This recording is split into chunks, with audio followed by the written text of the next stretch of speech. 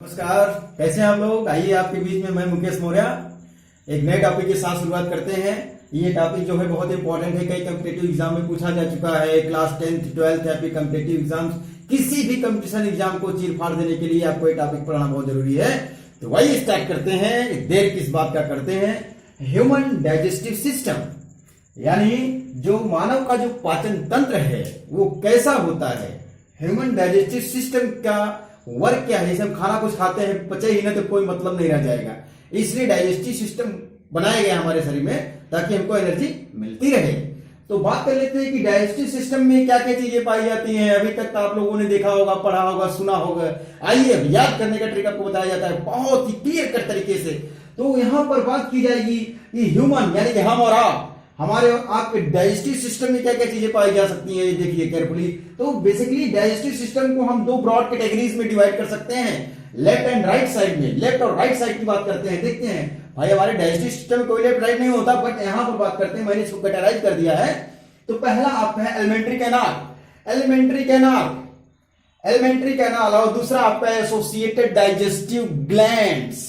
तो alimentary canal की बात अगर करते हैं हम, एलिमेंट्री कैनाल यानी आहार नाल, हिंदी वाले भी देखते रहेंगे भाई, इसको बोलते हैं आहार नाल बोला जाता है। ध्यान समझिएगा, आहार नाल मतलब जिसमें हमारा फूड मटेरियल डाइजेस्ट होता है, वहां पर जाता है, खिसकता रहता है।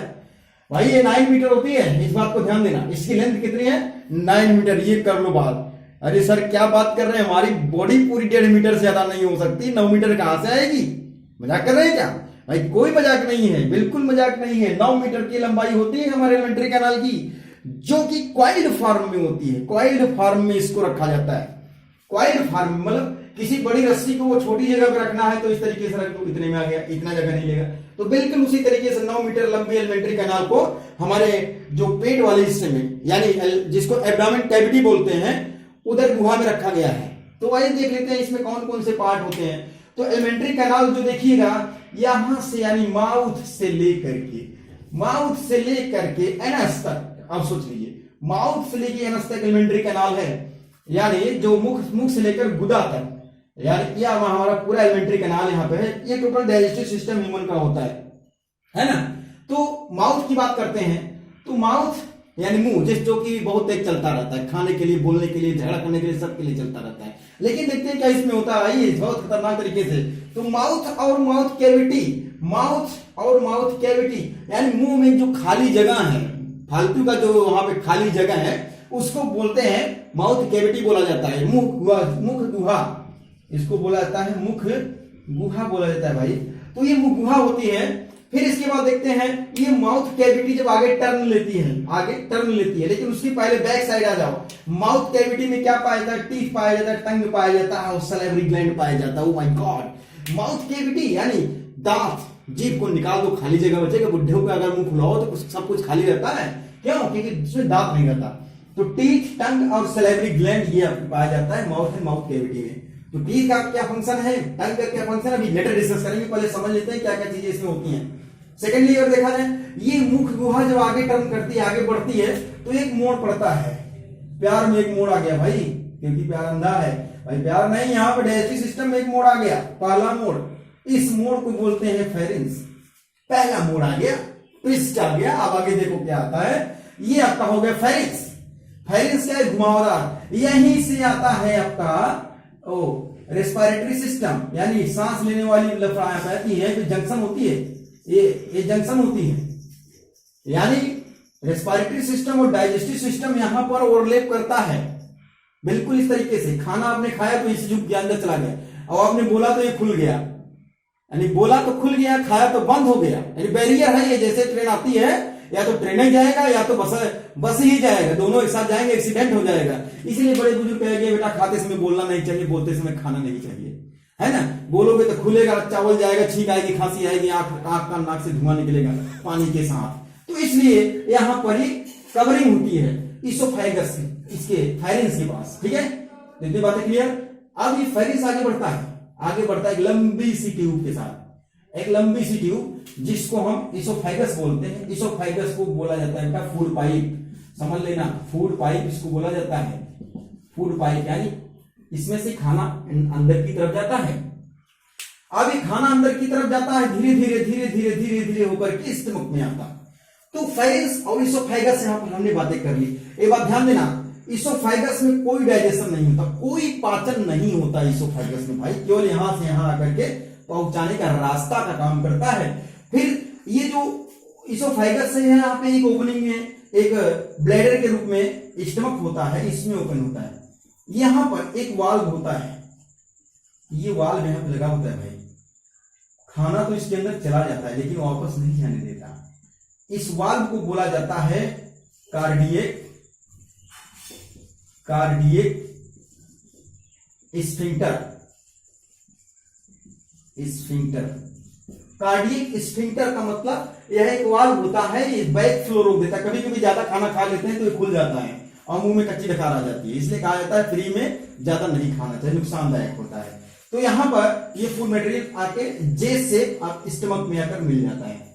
अब आगे देखते हैं, ये स्टमक के बाद स्मॉल इंटेस्टाइन आता है, ठीक है। स्मॉल इंटेस्टाइन में अगर देखा जाए तो डिडनम, जेजुनम, इलियम, ये भाई 3 पार्ट होता है भाई इसका स्मॉल इंटेस्टाइन में, मैंने नहीं, हमारे अंदर सब के अंदर है। तो ये डिडनम, जेजुनम, इलियम, ये 3 पार्ट होता है। तो यहां से स्टमक में जो पार्ट खुलता है स्मॉल इंटेस्टाइन का, यही है आपका डिडनम, ये डुडेनम है।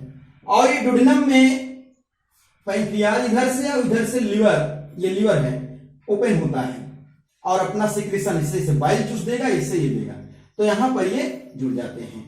और फिर फूड का डाइजेशन यहीं पे स्टार्ट होता है, फूड यहां पहुंचता है, सबसे ज्यादा डाइजेशन यहीं पे स्टार्ट होता है। अब पचने के बाद स्मॉल इंटेस्टाइन में जाता है, ये जिजुनम और इलियम रीजन में, तो यहां पर एब्जॉर्ब कर लिया जाता है, फूड को एब्जॉर्ब कर लिया जाता है और अनडाइजेस्टेड फूड को लार्ज इंटेस्टाइन में ओपन छोड़ दिया जाता है। ये लार्ज इंटेस्टाइन रहा, लार्ज इंटेस्टाइन में छोड़ दिया जाता है और वहां पर रेक्टम के द्वारा एनएस के जरिए बाहर कर दिया जाता है, ठीक है। अब यहां पर सीकम और यहां पर ये अपेंडिक्स होता है,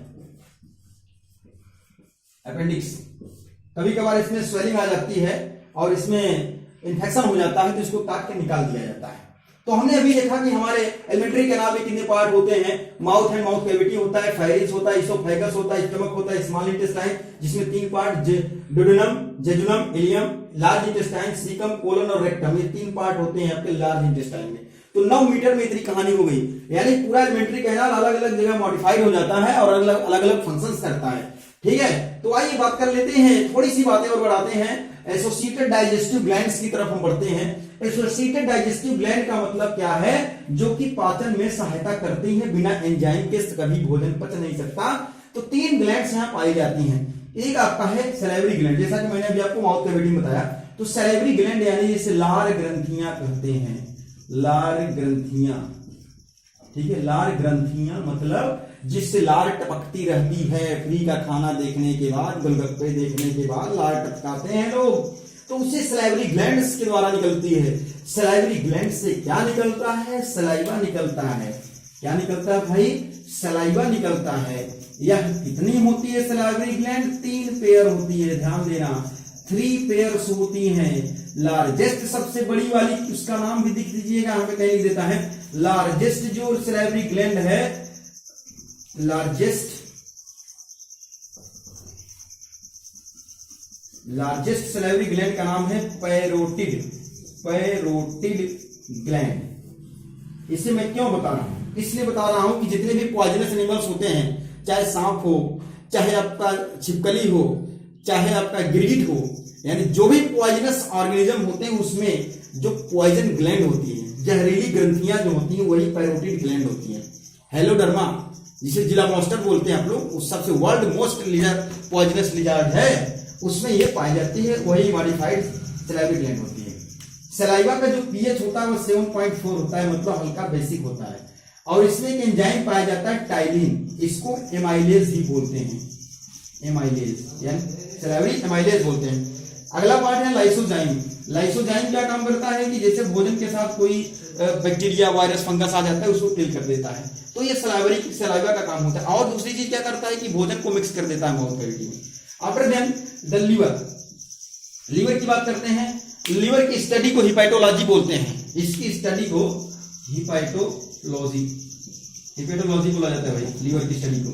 यहां पर देखा जाए लीवर के द्वारा, लीवर से बाइल जूस निकलता है, बाइल जूस निकलता है, पित्त रस इसे बोला जाता है, पित्त रस बोला जाता है, बाइल जूस निकलता है। बाइल जूस का कलर येलोइश ग्रीन होता है, जिसको किसके कारण, बिलीरुबिन के कारण होता है, बिलीरुबिन के कारण। जब कभी जॉइंटिस होता है तो यही बिलीरुबिन ब्लड में आता है और पीलिया हो जाता है, खालिया नहीं पीलिया हो जाता है, ठीक है। उसमें बाइल साल्ट पाया जाता है, बाइल साल्ट मतलब जो नमकीन उसका स्वाद होता है बाइल साल्ट की वजह से। कुछ मिनरल्स पाए जाते हैं इसमें, सोडियम आयन और पोटेशियम आयन इसमें पाए जाते हैं। लेकिन एक बात ध्यान देना, कोई एंजाइम नहीं पाया जाता। कभी कभार एग्जाम में आता है, write the name of juice in which no enzymes occurs inside intestine और डाइजेस्टिव सिस्टम। डाइजेस्टिव सिस्टम में वो कौन सा रस निकलता है जिससे कोई एंजाइम नहीं बनता। तो इतनी चीजें होती है बाइल जूस के बारे में। अगली बात करते हैं पेंक्रियाज। पेंक्रियाज में पेंक्रियाटिक जूस निकलता है, जिसमें पेंक्रियाटिक एमाइलेज होता है, काइमोट्रिप्सिन होता है, ट्रिप्सिन होता है, रेनिन होता है। ये तीनों आपके लास्ट के प्रोटीन को डाइजेस्ट करते हैं और ये आपका कार्बोहाइड्रेट या स्टार्च को डाइजेस्ट करता है। तो अभी तक हमने देखा ओवरऑल स्ट्रक्चर से, यहाँ पर डाइजेस्टिव सिस्टम ह्यूमन का डाइजेस्टिव सिस्टम इतना पर्याप्त आपके है। अब नेक्स्ट वीडियो में मैं आपको सलाइवरी ग्लैंड का स्ट्रक्चर, लीवर का स्ट्रक्चर फंक्शन और पैंक्रियाज का स्ट्रक्चर और फंक्शन डिस्कस करूंगा। तो आप समझिएगा, एक बहुत सारी चीजें, बहुत इंपॉर्टेंट टॉपिक था और आपको अधिक जानकारी के लिए जुड़े रहना है इस चैनल को। और मुकेश मौर्य सर को हमेशा याद रखिएगा, अच्छे अच्छे टॉपिक्स लेके आएंगे भाई। Thank you very much, have a nice day.